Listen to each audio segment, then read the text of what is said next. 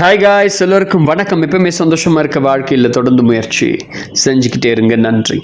இன்றைக்கி நம்ம பார்க்க போகிற ஒரு பதிவு என்ன அப்படின்னா, அதாவது சித்தர்கள் எந்த ஒரு செயலை செய்து அவங்க முக்தி அடைகிறாங்க, ஒரு ஞானி எப்படி முக்தி அடைகிறான், ஒரு யோகி எப்படி முக்தி அடைகிறான், அவன் ஒரு சாதாரண ஒரு மனுஷன் எப்படி இறைநிலையை அடைய முடியும், தன்னுடைய பஞ்ச பூத தத்துவங்கள் எப்படி அவன் உணர்றது, இந்த மாதிரி ஆரம்ப நிலையிலேருந்து சித்தர்கள் என்ன சொல்கிறாங்கன்னா, ஒரு தத்துவத்தை சொல்கிறாங்க. அந்த தத்துவத்துக்கு பேர்னா தான் அவன் ஆதல் அப்படின்ற ஒரு தத்துவம். சரி, அந்த தத்துவத்தின்படி எப்படி அது நடக்குது அப்படின்ற ஒரு முறையை தான் நாம் இன்னைக்கு பார்க்க போகிறோம். அவங்க என்ன பெறுறாங்க. உதாரணம், ஒரு சித்தர் இருக்கிறாரு. அந்த சித்தர் ஞானம் அடைந்து தன்னுடைய உடலை கல்பதேகம் எல்லாம் கல்பமாக மாற்றி அவர் இந்த பூமியை விட்டு போகும்போது முக்தி அடையும் போது அவரோட உடல் என்ன ஆக்கப்படுது, அவர் என்னமா மாறுது, ஒளி உடலாக மாறுறாங்க, நிறைய விஷயங்கள் இருக்குது. ஸோ இதெல்லாம் அடிப்படை தத்துவம் என்ன, அதை பற்றி தான் நாம் இந்த பதிவில் பார்க்க போகிறோம். ஸோ கொஞ்சம் பொறுமையாக கவனிச்சிங்க அப்படின்னா இதனுடைய அடிப்படையான தத்துவம் புரிஞ்சிடும். ஆக்சுவலி எனக்கே புரியறதுக்கு ரொம்ப நாள் ஆச்சு. ஸோ அதுக்கப்புறம் தான் நானே அதை புரிஞ்சுக்கிட்டேன். சரி, நம்பர் 1, ஃபஸ்ட்டு மனிதன் தன்கிட்ட இருக்கக்கூடிய அந்த மூல நிலையாக இருக்கக்கூடிய இறைவனை அறிந்து அவனை அடைகிறது தான் ஞானத்தினுடைய ஆரம்பம். இந்த ஞானம் அப்படின்னு சொன்னாலே இறைவன் என்ற பேரை எல்லா மதங்களும் வச்சுருப்பாங்க. உதாரணம், நம்முடைய இஸ்லாமிய கோட்பாட்டில் நம்முடைய இறைவனுக்கு பயப்படுத்தல் தான் ஞானம் ஆரம்பிக்குது அப்படின்னு சொல்லுவாங்க. அல்லாஹ்வுக்கு முன்பு அந்த பயம்தான் நமக்கு ஞானத்தை தருது, சந்தோஷம். கிறிஸ்துவத்தில் என்ன சொல்லுவாங்க, கர்த்தருக்கு பயப்படுதல் ஞானத்தின் ஆரம்பம்னு சொல்லுவாங்க. அதே மாதிரி நம்முடைய ஹிந்துத்துவத்திலையும் இறைவனை அறிந்து அவனை பயப்படுறது கிடையாதுங்க, அவனை அடையிறது தான் ஞானம் அப்படின்னு சொல்லப்பட்டிருக்கு. இதுவே சித்தர்களுடைய தத்துவம். அவன் தான் ஆனான், தான் அவன் ஆனான் என்பது சித்தர்கள் சுருக்கமாக சொல்லக்கூடிய ஒரு வார்த்தை. இதை தான் நம்முடைய திருமூலர் என்ன சொல்லுவார்னா, அடிக்கடி நான் சிவன் ஆனேன் அப்படின்னு சொல்லுவார். சிவன் ஆனேன். அப்போ இறைவன் தன்னைத்தானே 96 தத்துவங்களாக கொண்டு ஒரு மனிதனாக உருமாற்றம் செய்து கொண்டான், முதல் படி. அடுத்தது, இறைவன் எப்படி மனிதனானா என்பதை முதல்ல நம்ம பார்க்கணும்.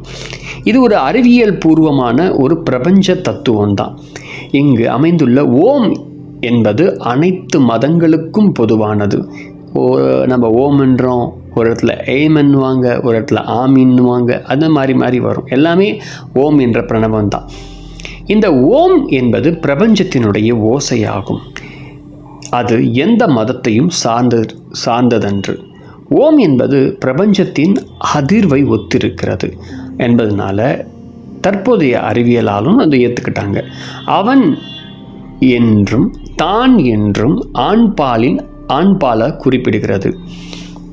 அப்போ பெண்களும் இதில் அடக்கம்தான். அவன் என்பதும் இறைவனை குறிக்கிறது. இறை நிலையில் சித்த நிலைகள் அவன் ஆண் பெண் வேறுபாடு என்பது கிடையாது. பெண்ணும் தான் அவன் ஆக முடியும். அப்போ இந்த பிரபஞ்சம் உருவானதுக்கு முன்னே ஏதோ ஒன்று இருந்துச்சு, அதுதான் இறைவன். அதை பற்றி நான் ஏற்கனவே வீடியோ போட்டிருக்கேன், பார்த்தீங்கன்னா உங்களுக்கு தெரியும் இறைவன் யாருன்னு சொல்லி. அது என்பது ஆணும் அல்ல பெண்ணும் அல்ல. அந்த இறைவன் தன்னைத்தானே ஒரு பெருவெடிப்பிலிருந்து தன்னையே பிறப்பித்து கொண்ட அந்த பிக் பேங் தியரிட்டிகள்னு சொல்லலாம். அந்த பெருவெடிப்பின் அதிர்வு ஒளிதான் ஆ உ இம். அதுக்கு பிறகு அகாரம் என்ற இந்த நேர்மறை சக்தி துகள்களாகவும் உகாரம் என்ற இந்த எதிர்மறை சக்தி துகள்களாகவும் தன்னையே உருவாக்கி கொண்டது. இதுதான் பெருவெடிப்பிலிருந்து பின்னர் நடந்த ஒரு நிகழ்வு. அடுத்து, இந்த சக்தி ஆற்றல்கள் துகள்கள்லாம் ஜட ஆற்றல்களாக, அதாவது உயிர் ஆற்றல்களாக பிரிஞ்சு நேர்மறை ஜட ஆற்றல் துகள்களாக அகாரம், எதிர்மறை ஜட ஆற்றல் துகள்களாக உகாரம், நேர்மறை உயிர் ஆற்றல் துகள்கள் விந்து, எதிர்மறை உயிர் ஆற்றல் துகள்கள் நாதம், மேற்கண்ட இந்த 4ஐயும் இணைக்கக்கூடிய இறை சக்தி தான் மகாரம் என பஞ்ச வித்துக்கள் உருவாக்க ஆரம்பிச்சது. தற்போதைய இந்த அறிவியலாளர்கள் என்ன சொல்கிறாங்கன்னா, ஜட ஆற்றலை தான் அவங்க வந்து ரிசர்ச் பண்ணுறாங்க. உயிர் ஆற்றல் இந்த துகளாக இருக்கக்கூடிய நாதம், விந்து ஆகியவற்றை அவங்க விட்டுடுறாங்க. அதனால் அவர்களால் உயிரினுடைய தொடக்கத்தை, அந்த இருப்பு ஆகியவற்றை அறிவியலாளர்களால் கண்டுபிடிக்கிறதுக்கு இன்னும் சிரமமாகிக்கிட்டே இருக்குது.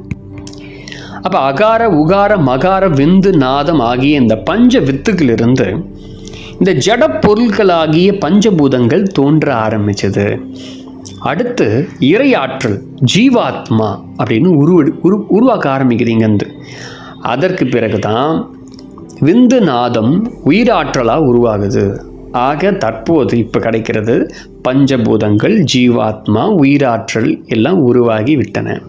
அதுக்கு பிறகு இந்த ஜட பொருட்கள் இருக்குல்ல, அது உயிரை ஏற்கத்தக்க ஜட பொருட்களாகவும் உயிரை ஏற்காத ஜட பொருட்களாகவும் பிரியுது. Living and non living. இந்த உயிரை ஏற்கத்தக்க இந்த ஜடப்பொருள் தான் உடல். இந்த உடலையும் உயிரையும் இறை ஆற்றல் இணைத்தது. இப்போ தான் உயிர்கள் உருவாகுது. அப்போ இந்த உயிர்கள் 4 வகை யோனி, 7 வகை பிறப்புகளாக உருப்பெறுது. அத்துடன் கூட 96 தத்துவங்கள் கொண்ட மனுஷனும் உருவாகிறான். இந்த தாவரங்கள், விலங்கினங்கள், மனிதன், மற்ற ஜடப்பொருட்கள் ஆகிய எல்லாமே ஒரு தொகுதி. அது பிரபஞ்சம். இதுவே பிரபஞ்சத்தினுடைய முதல் தோற்ற வரலாறு. அப்போ இந்த உயிரினங்களிலிருந்து மனிதன் எவ்வாறு வேறுபடுறான் அப்படின்னா, மனிதன் மட்டும்தான் இறைவனிலிருந்து அவன் தோன்றினான் என்பது அறிவுடையவன். அந்த அறிவை இறைவன் மனிதனுக்கு மட்டும் படைத்துள்ளான். இந்த அறிவை கொண்டு தான் நாம் இறைவனை அறிய முயல முடியும். இதனை என்ன சொல்கிறாங்கன்னா 10வது அறிவு அப்படின்னு சொல்கிறாங்க. பிறந்தவுடனே மனிதன் இறைவனை அறிய அவன் முயற்சி செய்கிறது கிடையாது. மனிதனுடைய நல்ல குணங்களும் உண்டு, கெட்ட குணங்களும் உண்டு. அது வளரும்போது கெட்ட குணமும் மிக்கவர்களுக்கு துன்ப அடைவார்கள், முக்தி அடைய மாட்டார்கள். அதுக்கு பிறகு இந்த மனுஷன் வளரும் போது நல்ல குணங்கள் மிகுந்தவர்களையும் பலர் பக்தி மார்க்கத்திலையும், சிலர் யோக மார்க்கத்திலையும் போகிறாங்க. சிலர் என்ன பண்ணுறாங்கன்னா 2 மார்க்கத்தையும் விட்டுட்டு அறவழியில் பொருளிட்டு அன்பான இல்லர் நடத்தி சாலோக முக்தி அப்படின்னு பெறுறாங்க. 2மே இல்லை. இந்த சாலோக முக்தி என்பது இறைவன் இருக்கும் இடத்தை அடைதல் அப்படின்னு பொருள். இதுக்கு பேர் என்னன்னா, அங்கு அவன், அதாவது சிம்பிளாக சொல்லணும்னா, அங்கு அவன் பேரின்பம் பெறுறான். அவ்வளோதான், முடிஞ்சு போச்சு. அப்போ பக்தி மார்க்கத்தில் உள்ளவன் இந்த பிரார்த்திக்கிறது, கோவிலுக்கு போகிறது, புனித ஸ்தலங்களுக்கு போகிறது போன்ற இந்த சரியை அந்த மார்க்க செயல்களில் ஈடுபட்டு தன்னை சரியையோன் எனப்படுவான். இவங்களுக்கு என்ன கிடைக்கும்னா சாலோக ஒரு முக்தியை அடைவாங்க இவங்க. இன்னும் ஒரு சிலர் இருக்காங்க, இறைவனை திருப்திப்படுத்துகிறேன் அப்படின்னு சொல்லிட்டு யாகம் செய்கிறது போன்ற நிறைய வேலைகள்லாம் ஈடுபடுவாங்க. சில பேர் கொஞ்சம் தன்னலம் தாண்டி பொது நலத்தில் ஈடுபட்டு சில வேலைகள்லாம் செய்வாங்க. இவங்களுக்கு சாமீப முக்தி அடைவாங்க. இந்த சாமீப முக்தி என்பது இறைவனுக்கு அருகில் இருக்கும் ஒரு பிளேஸ் அப்படின்னு சொல்லுவாங்க. சரி, அடுத்தது சாமீப முக்தி அடைந்தவர்கள் யாரெல்லாம்? எக்ஸாம்பிள், ராமகிருஷ்ணர், விவேகானந்தர், ரமணர் போன்றவர்கள் மரணமில்லா நிலை பெற இயலாது. அவர்களுடைய உடல் பஞ்சபூதங்களாக பிரிஞ்சு பஞ்சபூதங்களையும் சென்றடையும். அவர்களுடைய உயிராற்றல் பஞ்ச வித்துக்களில் கண்ட அந்த உயிராற்றலுடன் சேர்ந்துடும். அவளுடைய உடலை உயிரையும் இணைத்து இறையாற்றல் பிரித்து தன்னைத்தானே பிறப்பித்த அந்த இறைவனோட கூட கனெக்ட் ஆகிடும், கலந்துடும். ஆக அது கூட சேர்ந்து இருந்த இந்த 3ம் பிரிஞ்சு தாம் உருவான இடங்களையே மீண்டும் சென்றடைவாங்க. இதுக்கு பேர் என்ன சொல்லுவாங்கன்னா யாதஸ்தானம் அப்படின்னு சொல்லுவாங்க. அடுத்தது என்னன்னா, ஒரு யோக நிலைக்கு வர்றவங்க முதல்ல யோகிகள், சித்தர்கள், ஞானிங்க அப்படின்னு சொல்லி 3 வகைப்படுறாங்க. முதல்ல வாசியோகம் செய்பவர்கள் யாருன்னா யோகிகளாவர். இவர்கள் அடிப்படை வாசியோகம் செய்து முக்கியமாக தாரக்கலையை உருவாக்கி மேல்நிலை வாசியோகம் செய்து உள்ளே அமிர்தம் உள்ளே இருக்கக்கூடிய அமிர்தத்தை சுவைத்து உள்ளே இருக்கக்கூடிய வாழையை, அந்த ஒளி வடிவாக இருக்கக்கூடிய வாழையை பார்ப்பவர்கள் இவர்கள் சாமீப முக்தியை அடைவாங்க. இந்த யோகியருடைய உடல், உயிர் எல்லாமே இறையாற்றல் மூன்றும் பிரிந்து தாம் உருவான இடத்தை போய் சேர்ந்துடுது. எங்கேருந்து வந்துச்சோ அங்கேயே போய் சேர்ந்துடும்.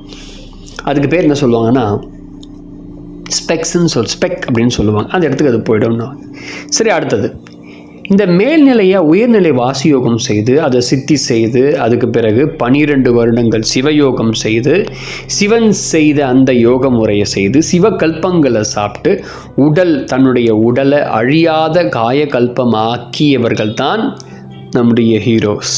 அவங்க பேர் தான் சித்தர்கள் ஆவர். இவங்க என்ன பண்ணுறாங்கன்னா தன்னுடைய உடலை, அழியக்கூடிய அந்த உடலை அழியா நிலைக்கு உருவாக்குறாங்க. இந்த நிலையில் அவங்க மக்களோடு மக்களாக இருந்து மனித குலத்திற்கு கருணையுடன் தொண்டு செய்ய வேண்டும். அதுக்கு பிறகு மக்களின் கண்மத்தை போக்கணும். இத்தகைய சித்தர்களுடைய உடல் அழியாதான். இவங்க அந்த அழியா அந்த நிலையோடு எவ்வளவு காலம் வேண்டுமானாலும் இருக்க முடியும் பூமியில். அதுக்கு எக்ஸாம்பிள் நம்முடைய ஸ்ரீரங்கத்தில் 1000 ஆண்டுகளாக அழியாமல் இருக்கும் ராமானுஜர் உடலை எக்ஸாம்பிளாக சொல்லலாம். அவர் சாரூப முக்தியை அடைந்திருக்கிறார். ஆல்ரெடி ஏற்கனவே அதை பற்றின வீடியோவில் பேசியிருக்கேன். இறைவனின் ரூபத்தையே அடையக்கூடிய ஒன்று. அப்போ மேல்நிலை வாசியோகம் மற்றும் சிவயோகமும் சித்தி செய்த சித்தர்கள் என்ன செய்வாங்கன்னா மௌன யோகம் செய்வாங்க. இந்த மௌன யோகத்தை சித்தி அடைந்த பின்பு சில பேருக்கு டவுட்ஸாக ஃபஸ்ட் டைம் பார்க்குறீங்கன்னா மௌன யோகம்னா என்ன, சிவயோகம்னா என்ன, வாசியோகம்னா நிறைய மேல்நிலை யோகம்லாம் என்னன்னு தெரியாது. ஸோ எல்லா வீடியோவும் நான் என்னுடைய வாசியோகம் என்ற பிளேலிஸ்ட்டில் நான் நிறைய போட்டிருக்கேன். பிளேலிஸ்ட்டில் பார்த்தீங்கன்னா நிறைய வீடியோஸ் இருக்கும். நீங்கள் பார்த்தீங்கன்னா நிறைய கற்றுக்கலாம். 96 தத்துவம் சம்மந்தப்பட்ட விஷயம் எல்லாமே இருக்கும். அதில் நீங்கள் கற்றுக்கிட்டால் ரொம்ப யூஸ்ஃபுல்லாக இருக்கும் கூட. அதுக்கு பிறகு இவங்க என்ன ஆகிறாங்கன்னா அந்த யோகத்தை, மௌன யோகத்தை சித்தி செய்த பின்பு தன்னுள் இறைவனை கண்டு, ஹைலைட், தன்னையே பிரபஞ்சம் இறைவனுடன் கலக்க செய்பவர்களே ஞானிகளாவர். அவ்வளோதான். தன்னை பிரபஞ்சம் இறைவனுடன் கலக்க செய்பவர்கள் தான் ஞானிகள். இந்த ஞானிகள் தம்முடைய உடலை அணுவாக பிரித்து ஒளி வடிவாக இறைவனுடன் கலப்பாங்க. அடுத்தது இவர்கள் இறைவனுடன் 2 கலந்திடும் அந்த ஸ்டேட் தான் என்னன்னா சாயுச்சிய முக்தியை அடைவர். இதுதான் அவனிடமிருந்து உயிர்கள் மீண்டும் இறைவனே அடைகிற ஒரு ப்ராசஸ். இந்த ப்ராசஸ்க்கு பேர் தான் திருமூலர் வைத்தார், நான் சிவனானேன். அதுக்கு இன்னொரு பேர் தான் தான் அவனாகுதல் அப்படின்ற ஒரு முறை. ஸோ இது வரைக்கும் சொன்னது என்னென்னா ஒரு அற்புதமான ஒரு முறை. எப்படி ஒரு ஸ்டெப்பாக தாண்டி ஒரு யோகி, சித்தன், ஞானி எல்லாம் என்ன அவன் பெறுறான், ஒரு ஆன்மீக பக்தன் என்ன பெறுறான், ஒரு சாதாரண ஒரு வாழ்க்கை ஆன்மீகத்தில் இருந்து அவன் என்ன ஞானத்தை அடைகிறான் என்கிற ஒரு ஃபுல் பதிவு இது. ஸோ ரொம்ப ஹெல்ப்ஃபுல்லாக இருந்திருக்கும்னு நினைக்கிறேன். ஸோ அப்படி இருந்தால் மறக்காமல் கமெண்ட் பண்ணுங்கள். இது ரொம்ப அற்புதமான ஒரு பதிவு. நானும் பல தடவை தேடிட்டு இருந்த ஒரு பதிவு. எனக்கு என்னுடைய தேடலில் கிடைச்ச சில உதாரணங்கள், சில விஷயங்கள், கிடைத்த விஷயங்கள் உங்களோட கூட நான் பகிர்ந்துக்கிட்டேன். நான் புரிஞ்சுக்கிட்டேன், உங்களோட கூட பகிர்ந்துக்கிட்டேன். ஸோ நிறைய பேருக்கு வீடியோவை ஷேர் பண்ணுங்கள். நீங்களும் அனைவரும் அந்த இறை மார்க்கத்தை நோக்கி நம்ம பயணம் பண்ணுறோம். தான் அவனாகுதல் என்ற அந்த பயணத்தை நோக்கி தான் நாமும் செய்துட்ருக்குறோம். யாராவது கேட்பாங்க, ஆன்மீகத்தில் என்ன பெற போகிறீங்க அப்படின்னு நிறைய பேர் கேட்பாங்க. என்னென்னு தெரியாது அப்படின்னு சொல்லுவாங்க. It's nothing. ஆனால் அந்த நத்திங்குள்ளே இருக்கக்கூடிய ஒரே விஷயந்தான் தான் அவனாகுதல். அழகாக சொல்லணும்னா திருமூலரை போல சொல்லணும், தான் அவனானேன். திருமூலர் அழகான வார்த்தை, நான் சிவனானேன். இதை நோக்கியது பயணத்தில் தான் நானும் இருக்கேன். என்னோட கூட நீங்களும் பயணம் பண்ணுங்கள். நன்றி. அடுத்த பதிவில் வேறு ஒரு தகவலுடன் பார்க்கலாம். தொடர்ந்து இணைந்திருங்கள் உங்கள் வினோதனுடன். மறக்காமல் கமெண்ட் பண்ணுங்கள், நிறைய பேருக்கு வீடியோவை ஷேர் பண்ணுங்கள். Don't forget, please subscribe my video channel. நன்றி.